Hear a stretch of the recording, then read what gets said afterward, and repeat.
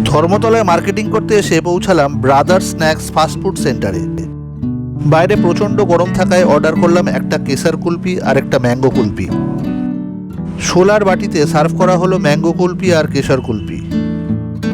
প্রথমে চ্যাপটা আইসক্রিমের চামচ দিয়ে মুখে তুলে নিলাম কেশর কুলফি। অনবদ্য স্বাদ কেশর কুলফির, বেশ রিলিশ করে খেলাম। এরপর হিমসাগর আমের স্বাদের ম্যাঙ্গো কুলফি টেস্ট করে একেবারে অভিভূত হয়ে গেলাম।